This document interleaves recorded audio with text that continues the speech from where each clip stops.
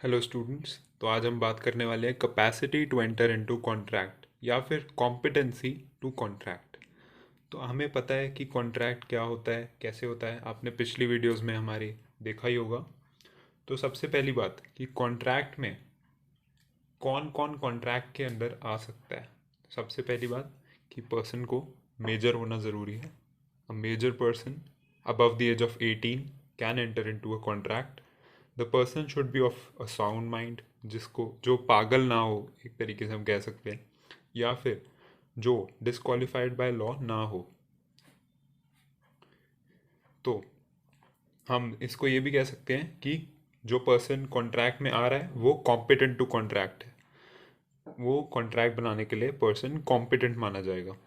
और हम लोग इस बात को ये भी कह सकते हैं कि जो पर्सन कॉम्पिटेंट होगा कॉन्ट्रैक्ट के लिए वो एक वैलिड कॉन्ट्रैक्ट भी बना सकता है। करेक्ट। अब सेकेंडली अब बात करते हैं कि जो पर्सन कॉन्ट्रैक्ट के लिए केपेबल नहीं होते या फिर इनकॉम्पिटेंट टू कॉन्ट्रैक्ट होते हैं, वो कौन होते हैं। यहाँ पे मैंने दिया हुआ है minor below the age of 18 are incompetent to contract of a unsound mind, जिसको समझ में ही नहीं आ रहा कि क्या चल रहा है, कॉन्ट्रैक्ट किस बेसिस पे है, क्यों है। वो एक अनसाउंड माइंड का पर्सन है। तो इज क्या बोल सकते हैं हम उसे कि वो इनकॉम्पिटेंट है कॉन्ट्रैक्ट के आने के लिए। फिर disqualified by law, the person who is disqualified by law वो भी इनकॉम्पिटेंट टू कॉन्ट्रैक्ट होगा। उस चीज़ को हम कह सकते हैं वॉइड अग्रीमेंट। वैलिड कॉन्ट्रैक्ट और वॉइड अग्रीमेंट हमने लास्ट वीडियो में पढ़ा था कि क्या होते हैं। तो वैलिड कॉन्ट्रैक्ट तभी बन सकता है जब अग्रीमेंट वैलिड हो। ओके, जैसे हमने पढ़ाई था लास्ट वीडियो में, लास्ट वीडियो का भी लिंक आपको मैं डिस्क्रिप्शन में दे दूंगा। तो जो इनकॉम्पिटेंट टू कॉन्ट्रैक्ट होते हैं वो पर्सन एक वॉइड अग्रीमेंट बनाते हैं। चलिए आप इस चीज़ को नोट कर लीजिए।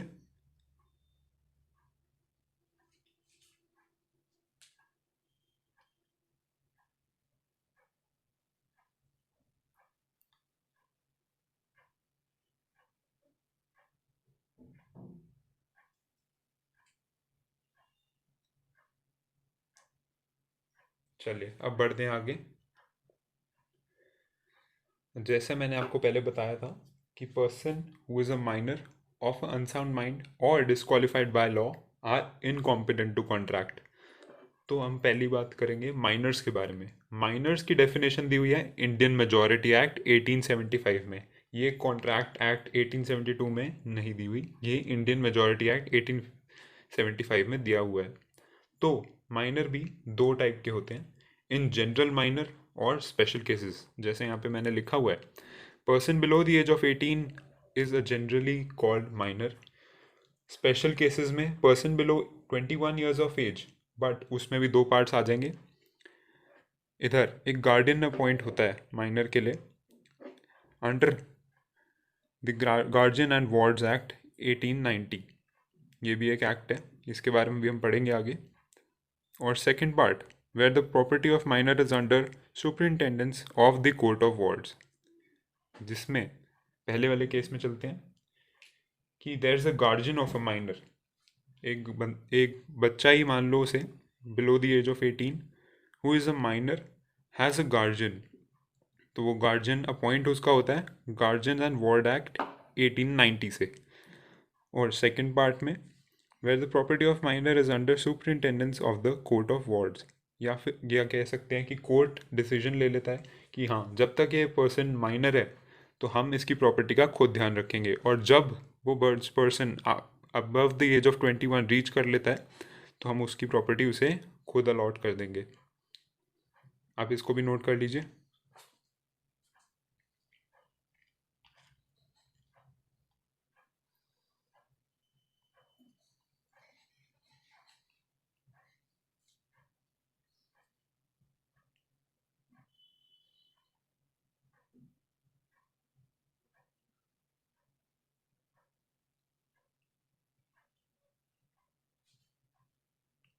चलिए बढ़ते हैं आगे। तो हम बात करेंगे अब nature and effects of agreement with the minor. तो माइनर होता है वो एक अंकल के पास जाता है कि अंकल आप मेरी एक साइकिल खरीद लीजिए बिल्कुल ब्रांड न्यू कंडीशन में, तो अंकल उसे पूछते हैं, हाँ भाई कितने में बेचेगा तुम्हें को ये साइकिल? तो माइनर कहता है कि आप मेरे से साइकिल 1000 रुपीज़ में ले लो। तो अंकल खुश हो जाते हैं, वाह यार क्या अच्छी डील आई है मेरे पास, नई साइकिल एटलीस्ट 8000 की तो होगी होगी, तो मैं 1000 में इसे ख़रीद लेता हूँ और इसको आगे बेच दूंगा। तो माइनर से अंकल ने डील कर ली कि भाई ठीक है मैं तेरी साइकिल ले जाता हूँ। तो 1000 रुपीज़ वो माइनर को दे देते हैं। तो माइनर खुश हो जाता है। तो माइनर क्या करता है, 1000 रुपये की पार्टी कर लेता है, अपने सारे दोस्तों को बुलाता है और एक बड़ी सी पार्टी अरेंज कर लेता है। उस टाइम पे तो खैर 1000 रुपीज़ की बहुत वैल्यू होती थी, तो इस चक्कर में हम कह सकते हैं एक बड़ी पार्टी अरेंज कर लेता है माइनर। तो फिर क्या होता है कि माइनर घर जाता है। तो माइनर घर जाता है, अपनी मदर से कहता है, मम्मी मैं तो पार्टी कर आया हूँ और 1000 रुपये मैंने ले लिए। मम्मी कहती है साइकिल कहाँ है तेरी? साइकिल वो तो मैंने बेच दी 1000 रुपये में। मम्मी कहती है जा जल्दी लेके आ। तो माइनर कहता है मेरे को 10 मिनट दो, मैं लेके आया हूँ, लेके आ रहा हूँ। तो माइनर जाता है अंकल के पास, अंकल को कहता है अंकल अंकल मैंने आपको जो साइकिल दी थी आप वो मुझे वापस कर लीजिए। तो अंकल कहते हैं कैसी बातें कर रहा है, मैंने तेरे को 1000 रुपीज़ दिए तो थे उसके बदले, उसका क्या किया? कहते वो तो मैंने उड़ा दिए। तो अंकल मना कर देते हैं। तो माइनर के घर वाले क्या करते हैं, वो केस फाइल कर देते हैं अंकल पे। अंकल क्या करते हैं, अंकल बोलते हैं कोर्ट ऑफ लॉ में जाके कि मैंने तो इसको 1000 रुपीज़ भी दिए थे और इसने मेरे को अपनी साइकिल दी थी उसके बदले। तो उससे पता लगता है कि माइनर से जो भी कॉन्ट्रैक्ट किया जाता है वो होता है वॉइड अब इनिशियो। यहाँ पे मैं आपको दिखा देता हूँ, any agreement with a minor is void अब इनिशियो, यानी कि जो भी अग्रीमेंट माइनर से किया जाता है वो स्टार्टिंग से ही वॉइड माना जाएगा। तो अब बच्चा खुश हो जाता है कि हाँ उसे 1000 रुपये भी नहीं देने पड़े वापस अंकल को और साइकिल भी मिल गई और वो पार्टी भी कराया, तो सारे बेनिफिट्स माइनर को मिल गए। अब आप कहेंगे कि यार काश ये हमें पहले बता दिया होता अपने स्कूल के टाइम में। तो यही तो वजह थी, आपको बताया नहीं कि आप ऐसे फ़ायदा किसी का ना उठाएं। चलिए अगले पॉइंट पे। तो जैसा भी मैंने आपको बताया कि माइनर को कोई ज़रूरत नहीं है जो भी चीज़ है उसको रिफंड करने के लिए। इसको कहते हैं rule of restoration of property. ठीक है, तो इसमें क्या होता है कि जो भी अग्रीमेंट या माइनर के साथ हुआ हुआ है वो होता है वॉइड अग्रीमेंट। तो जो भी बेनिफिट होता है माइनर को मिलता है, जैसे कि इस केस में माइनर को मिले 1000 rupees in return of the deal, तो उसको 1000 रुपीज़ रिफंड करने की कोई ज़रूरत नहीं है, वो बेनिफिट में रहेगा और यही रूल है।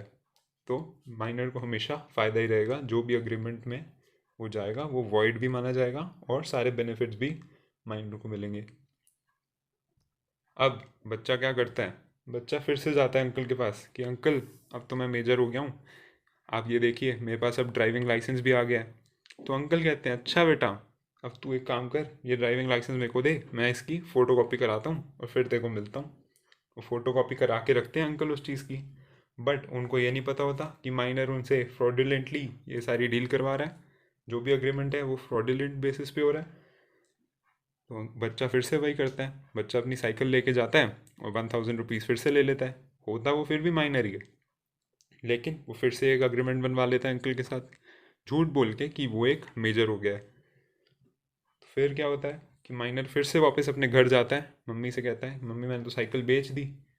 मम्मी कहती लेके आओ वापस। वो जाता है वापस अंकल के पास, अंकल अंकल अपनी साइकिल वापस चाहिए। कहते हैं अंकल अच्छा बेटा अब तो तू जो मर्जी कर ले, मेरे पास तो प्रूफ भी है कि तू अब मेजर हो चुका है और ये एक वैलिड कॉन्ट्रैक्ट है। तो फाइनली होता क्या है, वो अंकल कोर्ट जाते हैं और पता लगता है फिर से अंकल को कोर्ट से कि when a minor fraudulently represents himself as a major, agreement remains void even if the minor fraudulently misrepresents his age। अगर माइनर झूठ बोल के भी अपने आप को 18 से ऊपर बता देता है तब भी वो जो अग्रीमेंट होगा वो वॉइड हो जाएगा। आप इसको नोट डाउन कर लीजिए।